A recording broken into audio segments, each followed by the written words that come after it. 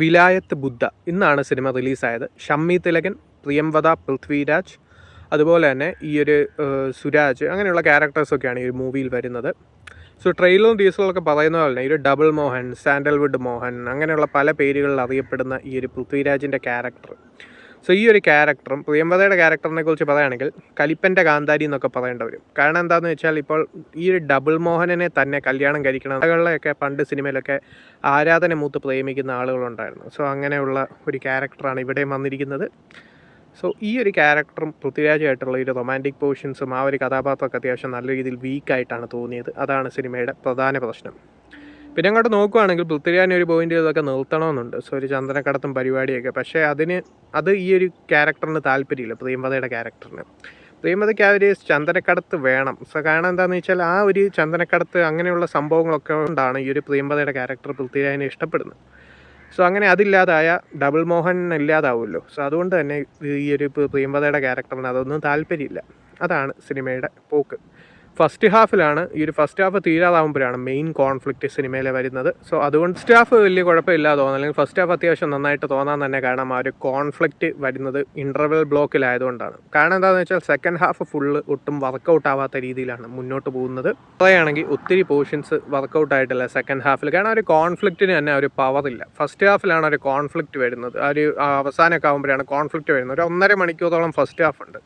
So അങ്ങനെ പല കാര്യങ്ങളും പറഞ്ഞ് ഇത് എങ്ങനെയാണ് ചന്ദനക്കടത്ത് നടത്തുന്നത്, അങ്ങനെയുള്ള കുറേ സംഭവങ്ങളൊക്കെ പറഞ്ഞ് സെക്കൻഡ് ഹാഫിലോട്ട് എത്തുമ്പോഴത്തേക്കും സെക്കൻഡ് ഹാഫിൽ വരുന്ന പല സംഭവങ്ങളും കണക്റ്റ് ആവുന്നില്ല എന്നുള്ളതാണ് പ്രധാന പ്രശ്നം.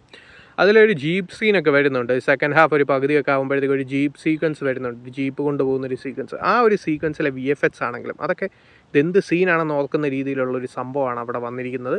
സോ അതാണ് സിനിമയുടെ ഒരു പ്രധാന പ്രശ്നം. അങ്ങനെയുള്ള പല സീക്വൻസസ്, അതുപോലെ തന്നെ ഇവയുടെ ഷമ്മി തിലകൻ്റെയും പൃഥ്വിരാജിൻ്റെ ആ ഒരു കോൺഫ്ലിക്റ്റ്, അതൊന്നും ഒരു സുഖമില്ലാത്തൊരു കോൺഫ്ലിക്റ്റാണ്. കാരണം അത്ര എഫക്റ്റ് ഒന്നും കിട്ടുന്നില്ല കാണുന്നവർക്ക്. അതിൻ്റെ കൂടെ തന്നെ സിനിമ 3 മണിക്കൂർ നീളമുണ്ട്. അത് സിനിമയുടെ വേറൊരു പ്രശ്നമാണ്.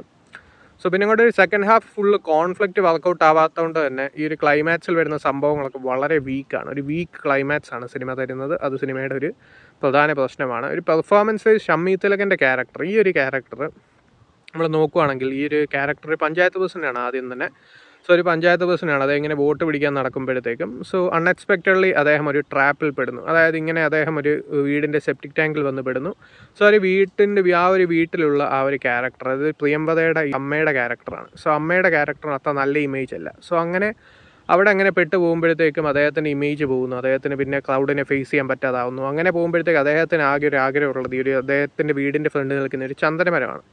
സോ ഒരു ചന്ദനമരത്തിൽ അദ്ദേഹത്തിൻ്റെ ആ ഒരു വിറകിൽ വേണം അദ്ദേഹം മരിക്കുമ്പോഴത്തേക്ക് അദ്ദേഹത്തെ അടക്കാൻ എന്നുള്ളൊരു സംഭവം, കത്തിക്കാനായിട്ട് എന്നുള്ള സംഭവമാണ് ഈ മൂവിയുടെ ഒരു പ്രധാന ആ സീക്വൻസുകളിലൊക്കെ ഷമ്മി തിലകൻ്റെ പെർഫോമൻസ് അത്യാവശ്യം നല്ല രീതിയിൽ വർക്കൗട്ട് ആവുന്നുണ്ട്. സോ ആ ഒരു പെർഫോമൻസ് ഒക്കെ അത്യാവശ്യം നല്ലതായിരുന്നു. പക്ഷേ ഈ ഒരു കോൺഫ്ലിക്റ്റ് നടന്നു കഴിയുമ്പോൾ ഈ ഒരു ക്യാരക്ടർ മാത്രമല്ല, ഈ ഒരു സീക്വൻസസ് ഒക്കെ ചെയ്തിരിക്കുന്ന ഒരു രീതിയുണ്ട്. അതുകൊണ്ട് തന്നെ ഈ ഒരു മൂവിയിലെ ആ ഒരു ഫസ്റ്റ് ഹാഫ് കഴിഞ്ഞ് സെക്കൻഡ് ഹാഫിലോട്ട് വരുമ്പോൾ അങ്ങനത്തെ സീക്വൻസസിലൊന്നും പവർ പോരാ. അതാണ് സിനിമയുടെ പ്രധാന പ്രശ്നം. അതല്ലാതെ തന്നെ വീക്കായിട്ടുള്ളൊരു ക്ലൈമാക്സും സിനിമയുടെ ഒരു മേജർ നെഗറ്റീവാണ്.